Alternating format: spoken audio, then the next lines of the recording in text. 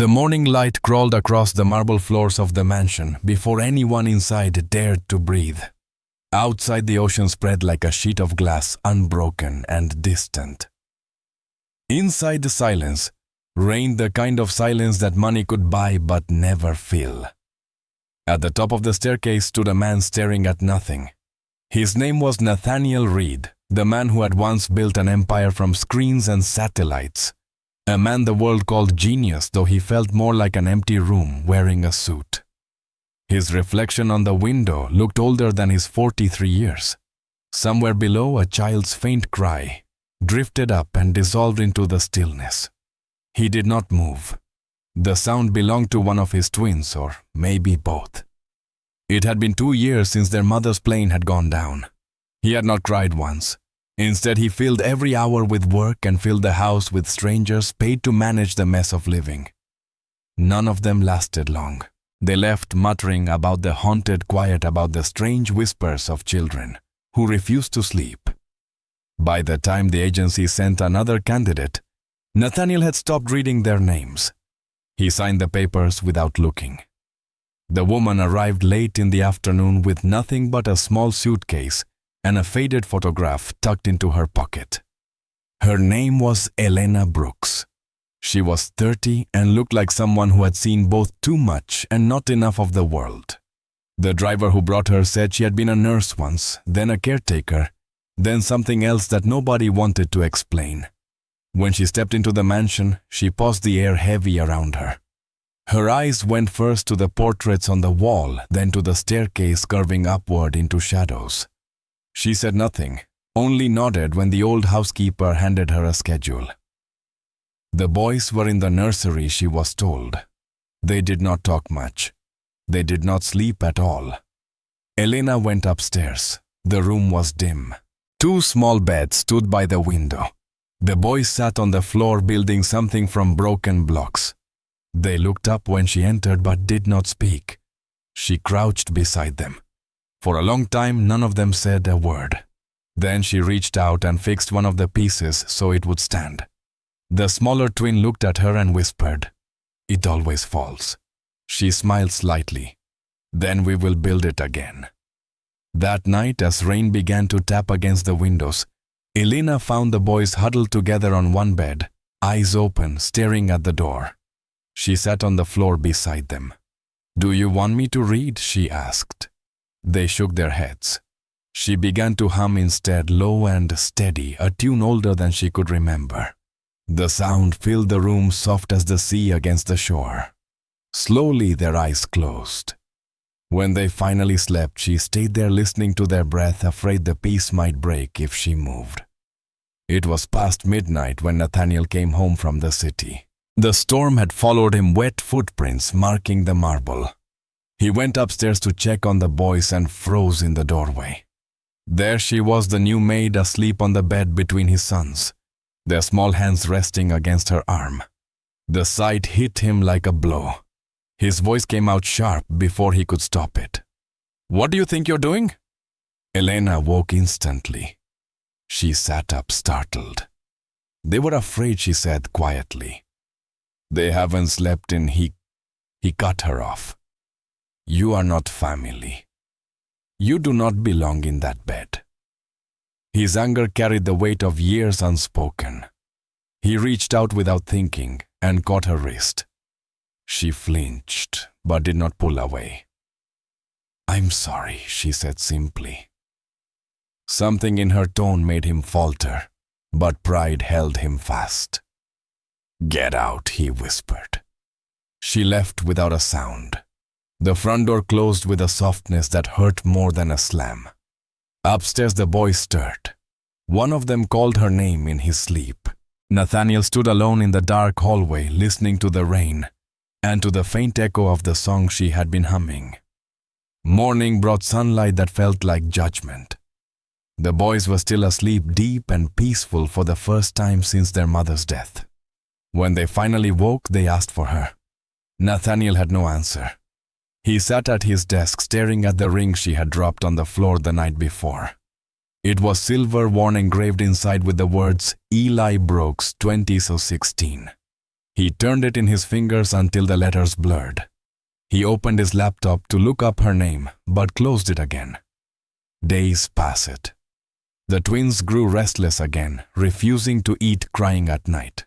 Nathaniel tried reading to them, tried the therapist, the music teacher, even the priest. Nothing worked.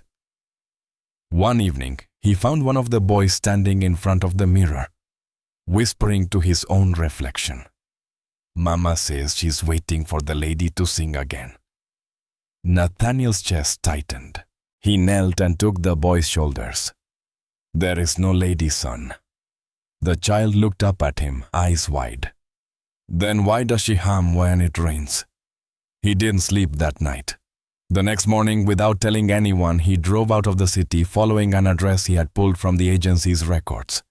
It led to a small community center on the outskirts of Harlem. Children were laughing inside. He stood at the doorway watching Elena read a story aloud to a circle of kids sitting cross-legged on the floor. Her voice carried warmth that filled every corner of the room. When she finished, she looked up and saw him standing there. For a moment, neither moved. Then she smiled just enough to be polite. I came to return this, he said, holding out the ring. She took it carefully, her fingers brushing his. Thank you, she said. There was no anger in her voice, only calm acceptance. They sleep now, he said awkwardly. Because of you. She nodded. Then it was worth it. He wanted to say more but could not find the words. She turned back to the children. You should go, she said gently. You don't belong here. He left, but her voice followed him all the way home. That night, he walked through every room of the mansion. The silence felt heavier than before. He stood in the twins' room staring at their sleeping faces and whispered, You were right. She stayed long enough to make the ghosts quiet.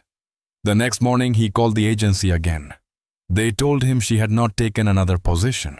She volunteered at the center now. He closed his eyes, thinking of her humming of the calm that followed her into every space. He called the director of the center and asked if they needed funding. When the man said yes, Nathaniel transferred more money than they had ever seen. He told no one. Weeks later, the boys began drawing pictures of the woman who had sung them to sleep. Their therapist said it was progress. Nathaniel framed one of the drawings and placed it on his desk. Beneath it, he wrote her name in small letters. It felt like a promise he didn't yet understand. The company demanded his attention, but for the first time he found himself distracted by the memory of someone who had no power, no wealth, and yet had changed the entire rhythm of his house. He wondered if this was what mercy felt like. Late one night, he opened his phone and typed her name into the search bar. The first result was a news story from years ago about a nurse who had been fired after defending a patient from a violent relative. The article called it insubordination. He read it twice, then closed the page. People who did the right thing, he thought, often paid for it alone. He went back to the nursery. The rain had started again. He thought he heard humming. It was only the wind through the vent, but it was enough to make him close his eyes. 2 days later, he returned to the community center with an envelope in his hand. Inside was a letter offering to sponsor a full year of programs for the children, on one condition that Elena be appointed director. The board agreed immediately when she heard she called him. Why would you do that? She asked. He hesitated. Because you build things that last, he said quietly. She laughed softly, the sound both kind and distant. You think you can fix everything with money? He didn't answer. She sighed. Maybe this time it was the right thing to spend it on. That night, for the first time, he dreamed of the ocean. In the dream, his wife stood on the shore watching him with the same smile she wore in the photo he kept hidden in his drawer. She said nothing, only pointed to the horizon where a faint song rose and fell with the waves. When he woke, he knew what he had to do. He called the center again and asked Elena to return not as a maid, but as a caretaker for his sons. There was silence on the line for a long time. Finally, she said, You don't need me. You just need to learn how to stay. He said, maybe you can teach me. She returned a week later. The boys ran to her before she even reached the steps. Nathaniel watched from the doorway, unsure whether to thank her or apologize again. She looked at him and said quietly, 3 rules. No cameras in their room. Everyone eats together. And you say thank you when you mean it. He agreed. That night, they all sat at the table together. The boys told stories. The housekeeper smiled for the first time in years. Nathaniel listened, saying little. The sound of laughter filled the spaces that had been silent too long. When Elena rose to clear the plates, he stopped her. Leave them, he said. They can wait. She looked at him surprised. Some things he said shouldn't be cleaned away too fast. The twins drew a sign later that night and taped it to the refrigerator. In crooked letters it read, Rule 1, no yelling. Rule 2, no leaving. Nathaniel stood there for a long time staring at it. Then he turned off the lights and went to bed, the faint echo of her humming still in his mind. The days that followed felt different in ways Nathaniel could not name. The air in the mansion seemed lighter, as if the walls themselves had decided to breathe again. The boys began to play outside instead of hiding in corners. Elena kept to her work but moved through the house with quiet confidence, her presence a steady rhythm against the chaos of his thoughts. Each evening, she told the twins stories from her childhood in Georgia, stories filled with sun and rivers, and the kind of life that had nothing to do with wealth. Nathaniel found himself standing near the doorway, pretending to check his phone just to hear her voice. It carried something no conference room ever could, something that sounded like home. One afternoon, he passed the open door of the nursery and saw her sitting cross-legged on the floor, surrounded by crayons and paper. The boys were drawing, their laughter filling the room. Elena glanced up at him and smiled without saying a word. It was not a smile of affection but of understanding, the kind people share when they both remember what loss feels like. He wanted to thank her again, but words still felt foreign in his mouth. He turned away and went back to his study, where work waited like a patient ghost. At night, he would sometimes hear her humming downstairs. The melody drifted through the vents like a memory of peace. He sat in the dark listening until sleep came, wondering if she hummed for the boys or for herself. Either way it worked. Weeks slipped by. The housekeeper noticed the difference first. Meals were eaten together now. The twins began to sleep through storms. Even the dogs barked less. The staff whispered that the new maid had done what doctors and money could not. Nathaniel heard them one morning as he passed the kitchen and said nothing. That afternoon he received a call from the board of directors. They wanted him in New York immediately. The company's stock was faltering, and the press had questions about his long absence. When he arrived at headquarters the next day, the first thing he saw was his own face on a magazine cover, beside a headline that read, "The billionaire's maid, who is she?" The photo showed him standing on the mansion steps next to Elena holding groceries. The angle of the picture made it look intimate. He felt the weight of every stare in the boardroom. One of the directors spoke carefully. "Nathaniel, we need to manage this narrative before it damages the company." Another added, "People are calling it an affair. Investors don't like uncertainty." Nathaniel looked at them all and said nothing. He closed the magazine and said quietly, "This meeting is over." He walked out before anyone could follow. That evening, when he returned home, Elena was waiting by the door. "I saw the article," she said softly. He nodded. "It will pass." She shook her head. "No, it won't. They will make it ugly." He looked at her, tired. "Everything I touch becomes ugly." She stepped closer. "That's not true. You just keep touching the wrong things." For a moment, neither spoke. Then she said, "Maybe I should leave." The thought hit him like cold water. "No," he said too quickly. She looked at him with calm eyes. "You don't need me here, Nathaniel. You need peace, and that's something you have to build yourself." He said, "I don't know how." Her voice softened. "Then learn." Later that night, he sat alone in his study, staring at the rain on the windows. He remembered the sound of her humming and the way his sons laughed when she was near. He thought about what leaving would mean. The return of silence, the echo of emptiness. He picked up his phone and called his lawyer. By morning, papers were signed.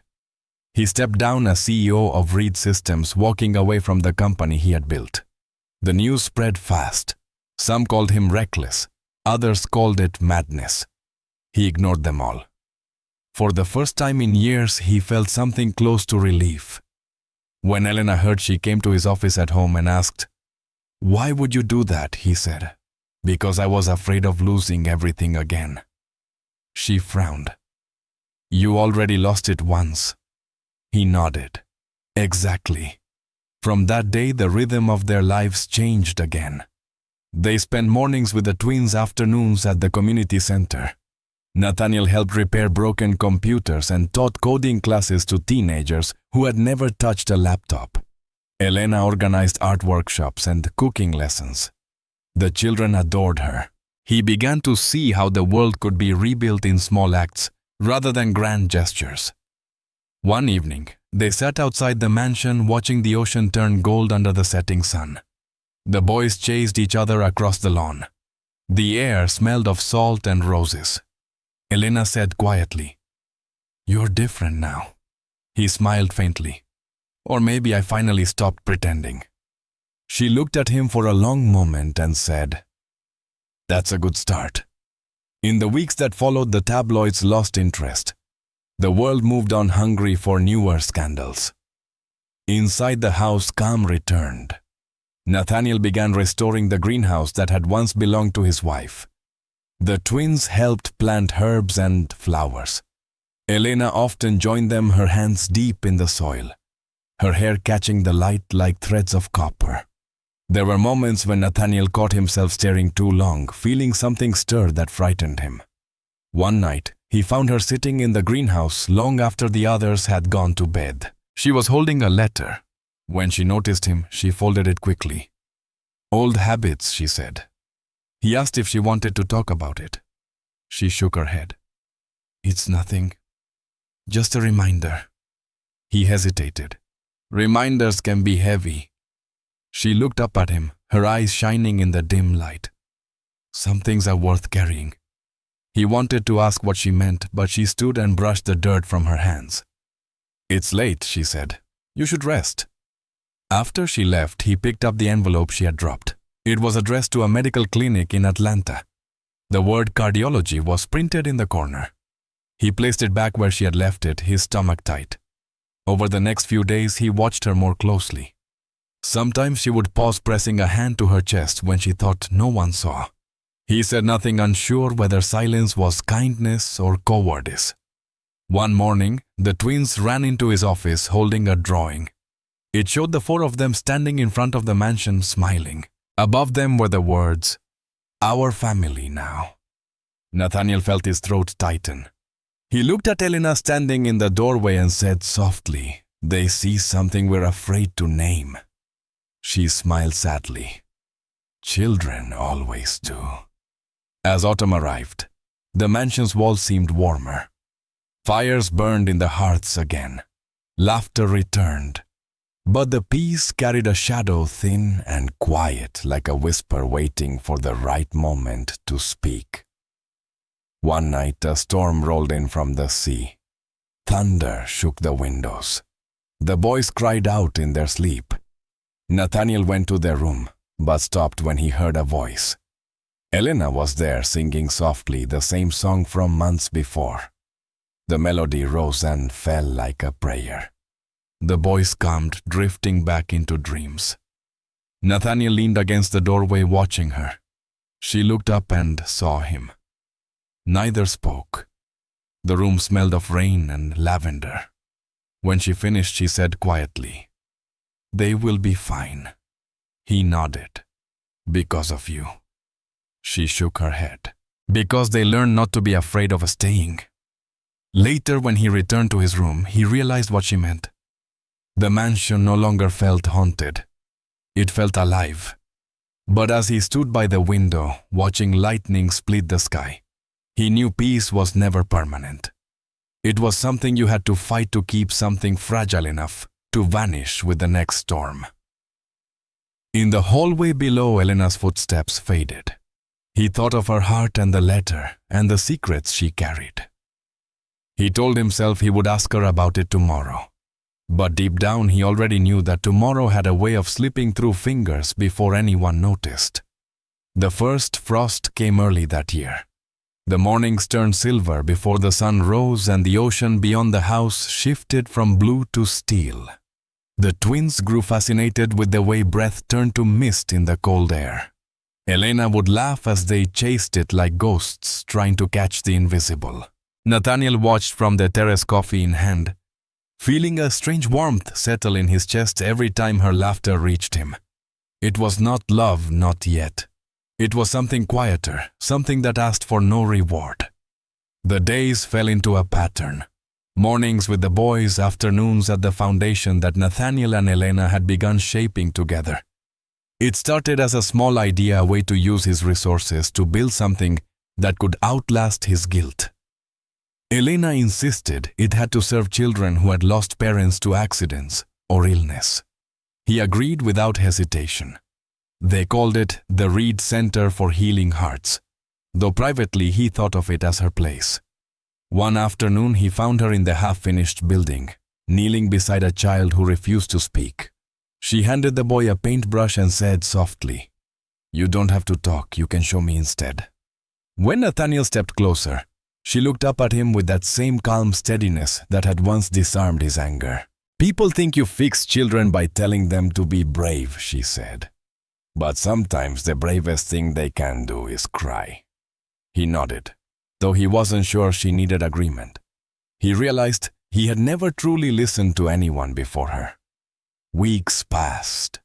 The construction finished, the first families arrived, and the mansion no longer felt like the center of their world. It was only home base for something larger. The press discovered the story again. This time they painted it differently. Headlines spoke of the billionaire who left his empire to build a sanctuary for grieving children. They called Elena the heart of the mission.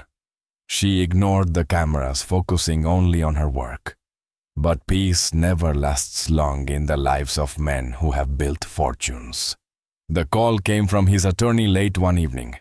A group of former investors had filed a lawsuit claiming Nathaniel had used company funds to establish the foundation. The news spread overnight. Within days, the media turned the story upside down again. Now the same journalists who once called him a hero called him a fraud. They dug into Elena's past, printing her old nursing license and the story of the patient she had defended. The headline read, "The billionaire's maid has a record." When he brought her the paper, she said nothing. She read it once, folded it neatly and placed it on the counter. "This will pass," he said. She looked at him. "Everything passes, Nathaniel. The question is what remains." He wanted to tell her that she was what remained, but the words stayed locked behind pride and fear. The board at the foundation began to panic. Donations slowed. Sponsors hesitated. One evening, they met without inviting Elena. When she found out, she went straight to his study.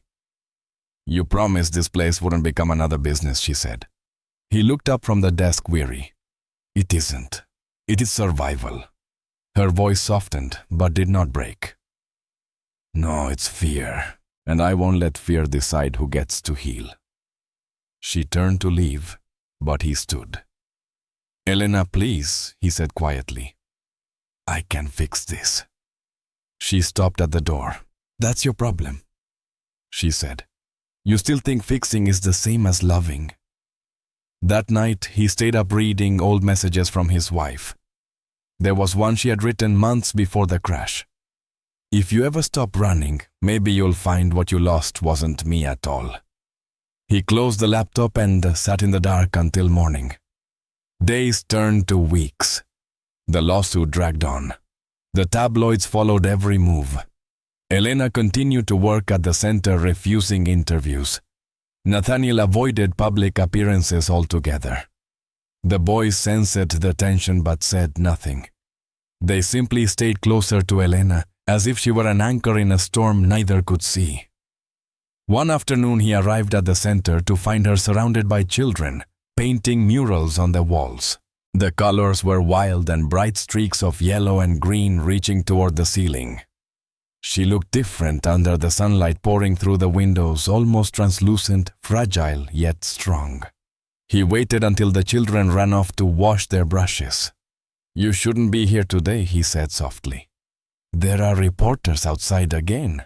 She smiled faintly. "Let them wait. They can't paint." He wanted to laugh but couldn't. The sight of her standing there, her hand resting lightly on the wall for balance, made something inside him ache. "You're tired," he said. "You need to rest." She shook her head. "There's still too much to do." Then she looked at him, eyes sharp.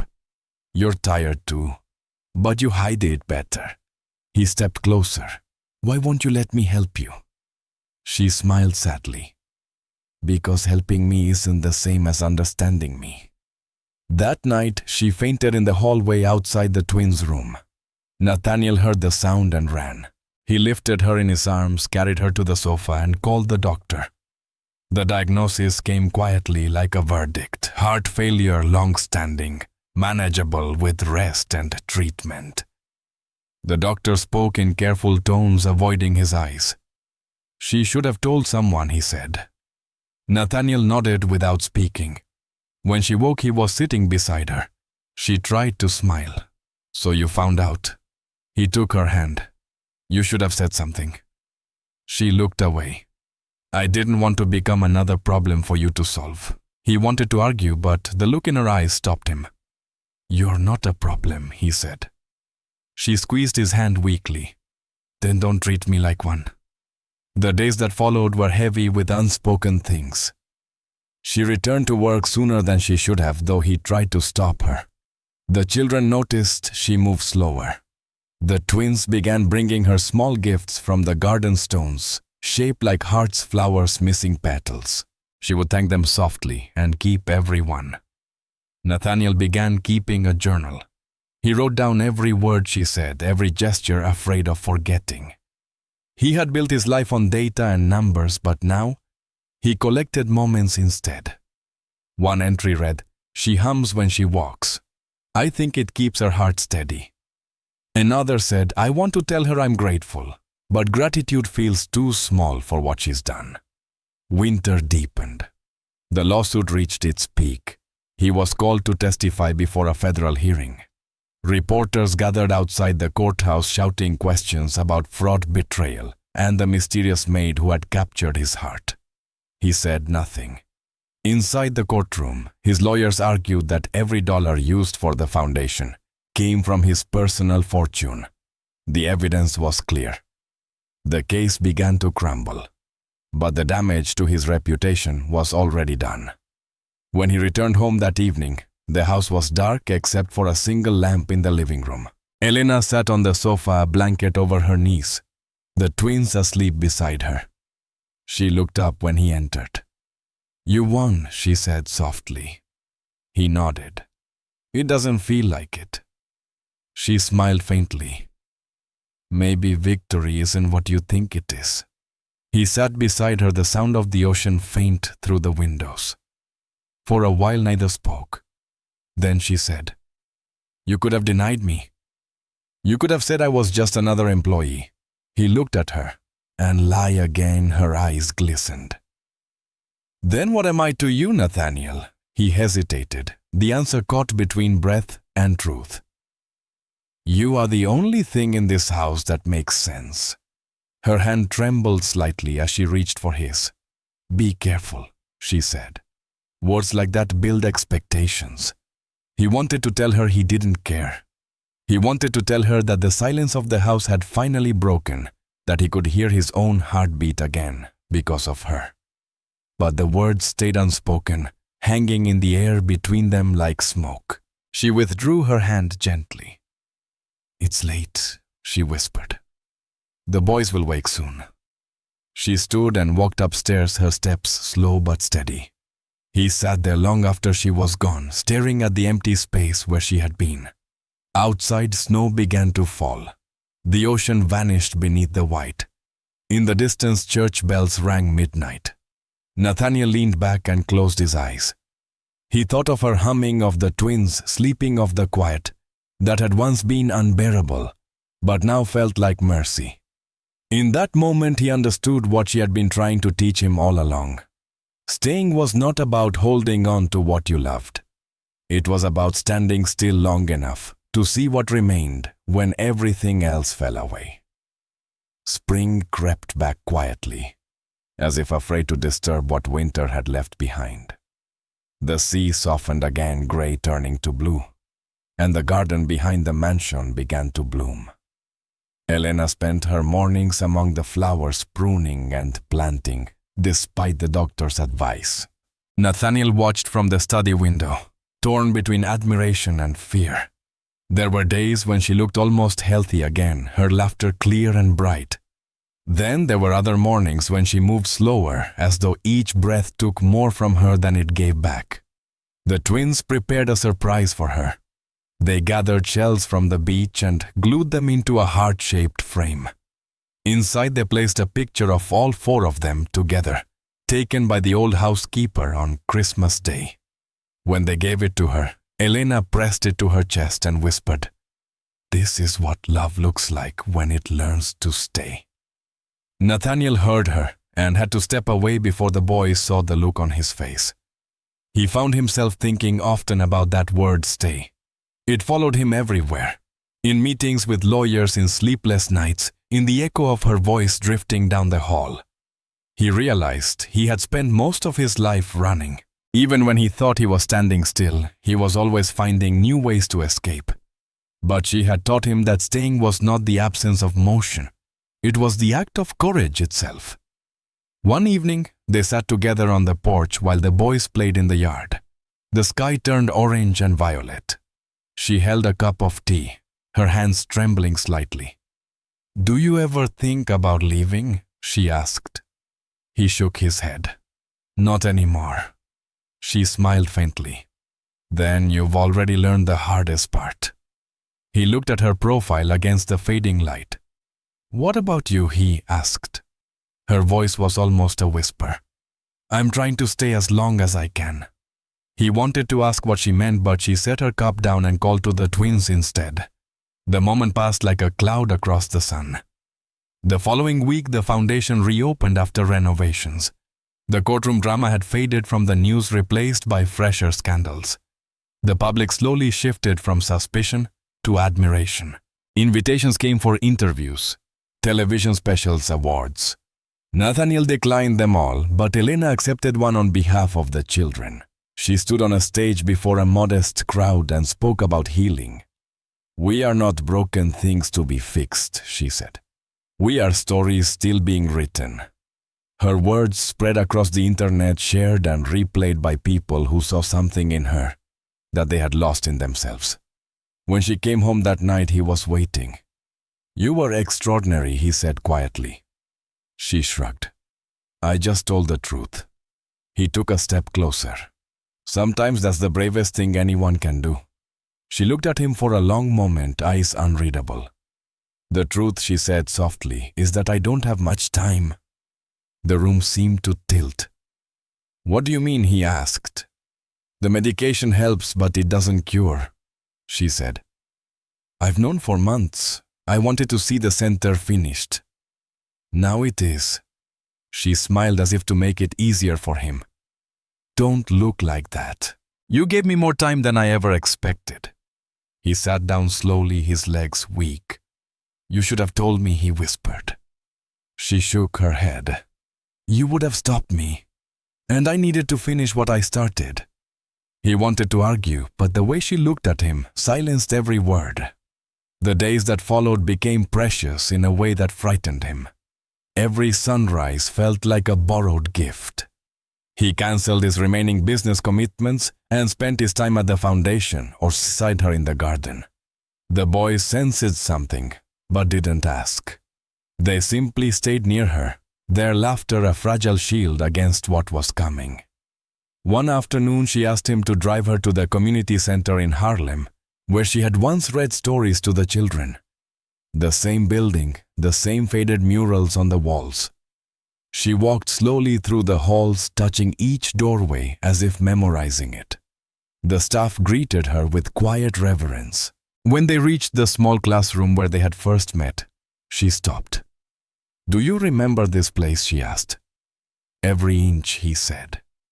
"It's where you taught me how to breathe again." She smiled. "Then it was worth it." As they were leaving, she turned back to look one last time. "Promise me something," she said. "When I'm gone, keep the center open, no matter what it costs." He said, "Don't talk like that." She shook her head gently. "It's not goodbye, Nathaniel. It's just another way of staying." That night, the storm returned. Wind howled through the corridors, waves breaking against the cliffs below. The power flickered. He found her in the nursery, sitting between the boys' beds, humming that same low tune. She looked up at him and smiled faintly. "They still hate storms," she said, "but they'll sleep soon." He sat beside her and listened. The sound of her voice mingled with the thunder, fragile but unwavering. When the boys drifted into dreams, she rested her head against his shoulder. "You were right," she whispered. "Peace isn't something you find. It's something you make." The next morning she didn't wake. He found her still sitting in the chair, her hands folded neatly in her lap, the faintest smile on her lips. The twins were still sleeping, unaware. The house was silent again, but it was no longer the same silence. It was softer, almost merciful. The funeral was small as she had wanted. The staff, a few friends and children from the foundation, gathered in the garden she had planted. The boys placed their heart-shaped frame beside her photo. Nathaniel stood behind them, unable to speak. When the service ended, he stayed alone by the grave long after everyone had left. The sea wind carried the scent of salt and lilies. He whispered, "You stayed longer than anyone else ever could." In the weeks that followed, he moved through the house like a man living inside memory. Every corner held her presence. Her scarf on the chair, her handwriting on the refrigerator, her laughter echoing faintly in the halls. He did not remove any of it. He couldn't. The twins tried to bring light back into the rooms. They painted stones with her favorite words and lined the garden path with them. One read, "Kindness first." Another, "Stay warm." Nathaniel added one himself, though his handwriting was uneven. It said, "She stayed." Months later, when the spring flowers returned, the foundation held a memorial in her honor. Nathaniel stood before the crowd, his voice steady, but low. "She came into my house as a stranger," he said. "She left as the reason I believe in mercy." The audience fell silent. Behind him, a new plaque was unveiled. The Brooks Center for Healing Hearts. The name gleamed softly in the sunlight. After the ceremony, he walked to the ocean with the twins. The tide was coming in. The boys tossed paper boats into the waves, each carrying a small note written for her. He unfolded one. In crooked handwriting it read, "Thank you for teaching Dad how to stay." He closed his eyes, the sea wind brushing against his face, and let the tears come quietly. Later that evening, he returned to the mansion alone. He sat by the window, the sky darkening beyond the glass. For the first time in years, he didn't feel haunted. He felt held. Somewhere in the distance, thunder murmured again, and for a brief moment he could have sworn he heard her humming in the rain. He whispered to the empty room. "I stayed." The words hung in the air, not as confession, but as promise. The house answered, with silence warm and full. He knew then that she had not really gone. She was in the laughter of his sons, in the walls she had brought back to life, in the garden that refused to stop blooming. The next morning, the sun rose over the sea. The waves caught the light like glass. The twins ran outside barefoot, shouting to him to come see. He followed them into the yard, breathing in the salt and the warmth. For the first time in a long time, he didn't think about what was missing. He thought about what had stayed. The house stood by the ocean as it always had, but something inside it had changed. The silence was no longer empty. It was full of the memory of her laughter, of the hum that once drifted through the halls when storms rolled in from the sea. Nathaniel woke before dawn most mornings. He would make coffee, walk through the garden, and stop at her resting place beneath the old oak tree. He never spoke much, just stood there listening to the wind moving through the leaves. It was enough. The twins had grown. Their laughter came from different rooms now. They asked fewer questions about death and more about life. Sometimes they would ask him to tell stories about her, about how she sang, how she smiled, how she made the house alive again. He would tell them one story each morning over breakfast, the small rituals that had become their way of keeping her close. In time, the foundation flourished. Donations poured in quietly, many from people who had never met her, but felt they knew her through the stories. Volunteers arrived from all over the country. They planted gardens, built classrooms, and painted murals of children holding lanterns in the dark. Nathaniel spent his days among them, his sleeves rolled up, hammer in hand. He had spent a lifetime building empires from steel and glass, but now he found peace in planting wooden beams and flowers. One afternoon, he discovered an envelope tucked beneath the roots of the oak tree where she rested. It was sealed and weathered, but his name was written clearly in her hand. Inside was a single page. When you think of leaving, build something instead. He folded the paper carefully and placed it inside his wallet. Months passed. The housekeeper retired and the twins started high school. Nathaniel stayed busy, but age had begun to creep quietly through his body. His hair turned silver at the temples, and his hands shook slightly when he wrote. Still, he kept working at the foundation, often long after others had gone home. It was the only place that made sense. One evening, he walked through the main hall, the lights dim and the scent of fresh paint lingering in the air. The wall ahead had been newly finished with a mural of a woman holding a lantern surrounded by children. Someone had painted her smile exactly right. He stood there for a long time before whispering, "You are still here." Later that night, he sat in his study looking through an old box of photographs. One showed her holding the twins when they were small. Another showed the first opening of the center, both of them standing together before the crowd. He noticed how their shoulders leaned slightly toward each other, a detail he had never seen before. It made him smile. The next morning, he drove into the city for a board meeting of the foundation. He disliked the formalities, the suits, the polite speeches. But he stayed through it all because she would have wanted him to. When the meeting ended, a young woman approached him. She was one of the new volunteers, perhaps 20 at most. She said she had grown up in one of the programs the foundation had started years ago. "I wanted to thank you," she said. "I used to come here when I was little. Miss Brooks helped me believe I could be something." Nathaniel smiled. "She helped us all believe that." The girl hesitated, then asked, "Do you ever miss her?" He looked past her to the window, where sunlight cut across the floor. "Every day," he said. Driving home, the city lights blurred into streaks. He realized he had not been to the beach in months. That night, he walked down to the shore and stood barefoot in the cold sand. The tide came in slowly, touching his toes before pulling away again. It felt like breathing. He thought about how she used to watch the horizon, how she once said that the ocean never really ends, it only starts again somewhere else. He stayed there until the stars appeared, his heart steady in his chest, the sound of the waves like her voice carried on the wind.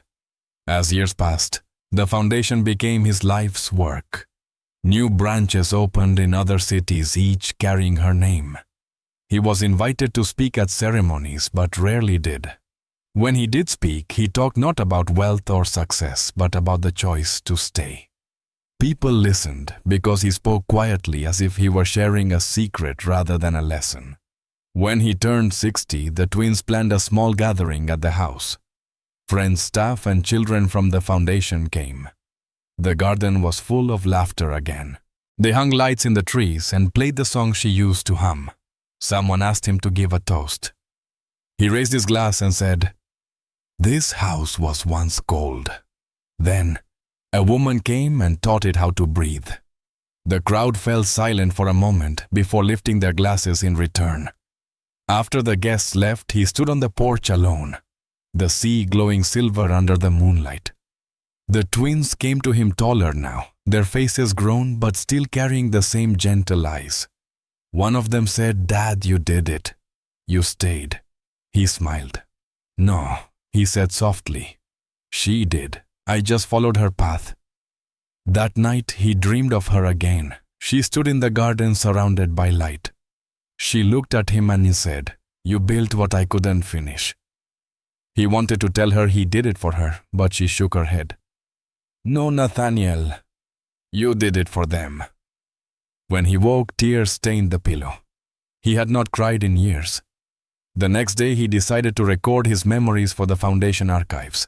He sat in front of the camera, the same kind used to film documentaries for the center. He spoke slowly, choosing each word carefully. "She came to my home when I was lost," he began. "She stayed when she had every reason to leave. And when she left, she gave me something no fortune ever could, the courage to remain."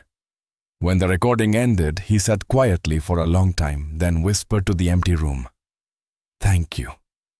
Over time, his health began to fail. The doctor told him to rest more, but rest felt too much like waiting. Instead, he spent his days walking through the garden, talking softly to the plants as she once had. The twins took over much of the work at the foundation, and he watched them with pride. They carried her same calm strength. Sometimes he caught himself calling them by her name. One evening, while watching the sunset, he felt a sudden stillness inside his chest. Not pain, just an overwhelming quiet. He knew what it meant. He did not call for help. He simply closed his eyes and listened. Somewhere faint and distant, he thought he heard humming again. It grew softer, then disappeared into the wind. When the twins found him later, he was sitting beneath the oak tree, a gentle smile on his face, his hands folded neatly in his lap. The ocean stretched endless behind him. The letter he had once kept in his wallet was resting beside him. The paper worn but legible. "When you think of leaving, build something instead." The funeral was held at the foundation. Hundreds came from the city and beyond. Volunteers, families, children who had grown into adults all gathered to honor the man who had turned grief into grace. But when people spoke, they talked mostly about her, about the maid who had changed a billionaire's heart. And somehow, that felt exactly right. After the service, the twins placed his ashes beside hers under the oak tree. The sea breeze carried petals through the air, scattering them across the water. One of the boys whispered, "They're together again." The other said they never really left. That night, the foundation held a candlelight vigil. Every window glowed, the building shining like a lantern on the hill. A plaque was placed at the entrance engraved with words that had guided both of them. Stay. Build. Heal. The years moved on. The world changed, but the story of the billionaire and the maid remained.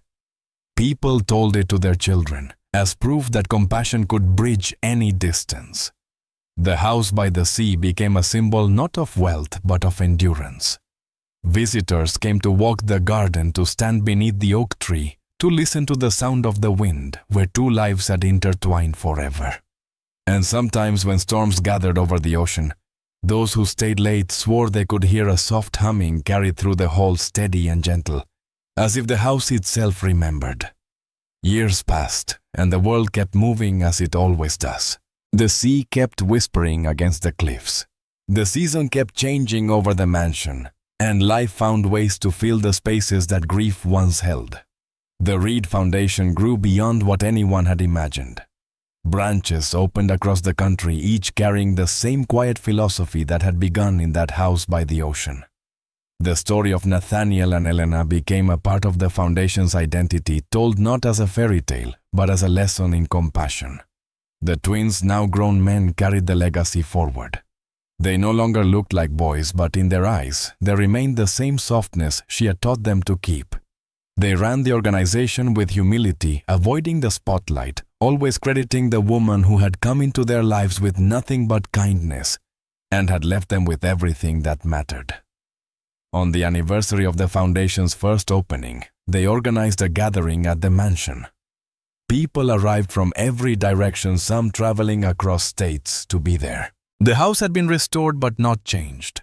The old piano still stood near the window. The oak tree outside had grown thicker, its roots deep and sure. Lanterns hung from its branches, glowing softly in the dusk. When everyone gathered, one of the twins stepped forward. He looked at the crowd, his voice calm but full. "My father built a company that reached the world," he said. "But the greatest thing he ever built was here. He didn't do it alone. A woman taught him that staying is an act of courage. This house was her gift to all of us." He paused, his eyes glistening. "We live in a world that celebrates leaving, moving, chasing more. But maybe the truest success is learning when to stay still." The crowd fell silent. Then someone began to hum a melody, the same one Elena had sung to the boys all those years ago. One by one, others joined, until the entire garden was filled with that sound, gentle and full. When the song ended, the twins led the guests inside. On the wall of the main hall hung a new painting unveiled that evening. It showed Nathaniel and Elena standing side by side, the ocean behind them, light falling across their faces. Beneath it were engraved the words, "Home is not where we live. Home is where we choose to stay." The night grew quiet again. Guests left in small groups, whispering stories of how the foundation had changed their lives. When the last car drove away, the twins stood together on the porch, watching the lights disappear into the darkness. One of them said, "Do you ever think they can hear us?" The other smiled. "I think they never stopped listening." Inside, the fire crackled. The portraits on the wall glowed in the flicker. The house felt alive, not haunted, but breathing. They sat in the living room where their father used to read to them, the same room where Elena once sang through the storm. On the table sat a journal, the leather worn smooth from years of use. It was Nathaniel's. They opened it together. The pages were filled with his handwriting, neat and precise, at first shakier toward the end. The last entry read, "If I ever forget why I stayed, remind me of her voice when the rain began." They closed the book and sat in silence. Outside, the waves broke against the rocks. Somewhere in the wind, the faintest sound of humming drifted through the air. The years continued their slow and unsteady march. The mansion became a landmark of sorts. Schools brought children to visit, telling them about the billionaire who had walked away from power to learn kindness from a woman who had once cleaned his floors. They told them about the center that grew from that meeting, how thousands of families had found peace there. The guides would point to the garden and say, "That's where she used to sing," and the children would listen as if they could still hear her voice. The foundation created a scholarship in her name offered to young caregivers and nurses who worked with disadvantaged children. Each recipient received a silver ring engraved with 3 words: "Stay, build, heal." They wore it as a promise, a reminder that compassion is not an act of charity but of endurance. One summer, a young journalist came to write about the house. She interviewed the twins, toured the foundation, and walked through the garden.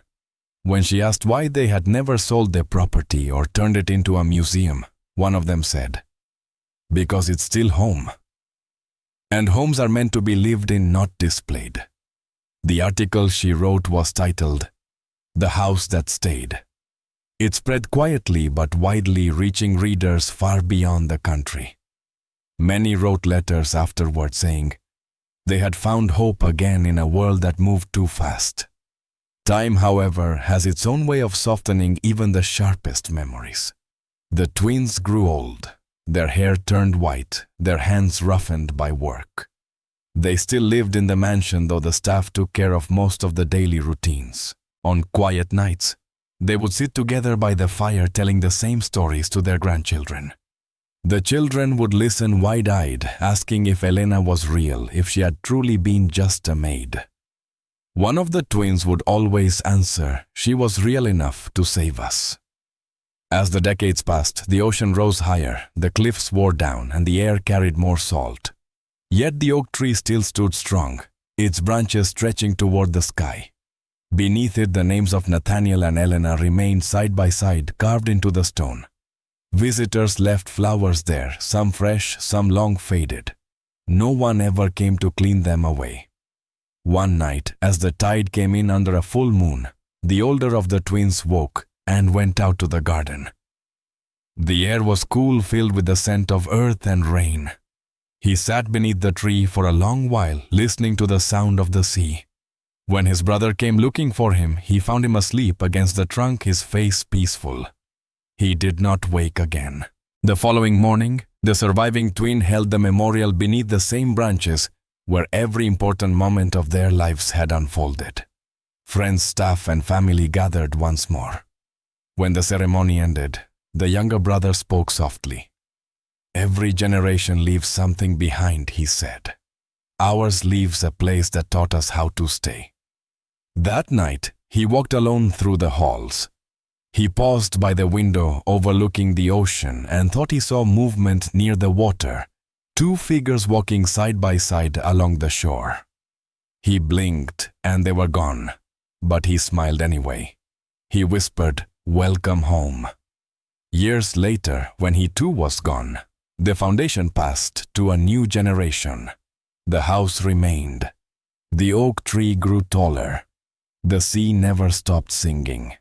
The story of the billionaire and the maid continued, told and retold by voices that never knew them, but felt as if they did. Sometimes during summer storms, when the lightning lit the horizon and the thunder rolled across the waves, those who worked late at the foundation would pause, certain they could hear it again, a low humming, threading through the sound of rain. It was steady, patient, filled with the warmth of forgiveness. And though they knew it was only the wind moving through the corridors, none of them ever said so. They preferred to believe that the house was simply remembering. The mansion stood long after everyone who had built it was gone. The paint faded, the roof weathered, but the heart of it endured. Travelers who stopped by often said they felt something there, a calm that made them linger at the doorway. They would walk through the garden, touch the old stone by the tree, and whisper words they could not quite explain. And when they left, they carried with them the same quiet message that had begun with a single song on a stormy night. Mercy is not in leaving. Mercy is in staying even when it hurts.